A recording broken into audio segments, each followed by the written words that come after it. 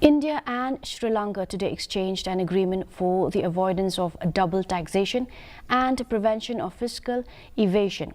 Both sides also exchanged MOUs on training and capacity building of civil servants of Sri Lanka. After bilateral talks between Prime Minister Modi and visiting Sri Lanka President Anura Kumara Dissanayake in New Delhi, the agreements were exchanged. Both leaders held discussions on the issues of mutual interest.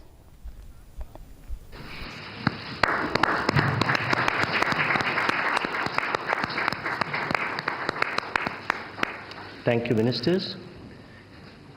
मैंने राष्ट्रपति दिसानायक को आश्वासन दिया है कि श्रीलंका के विकास के लिए अनेक प्रयासों में उनके प्रयासों में भारत एक भरोसेमंद और विश्वसनीय पार्टनर बना रहेगा। एक बार फिर मैं राष्ट्रपति दिसानायक और उनके प्रतिनिधिमंडल का भारत में स्वागत करता हूं।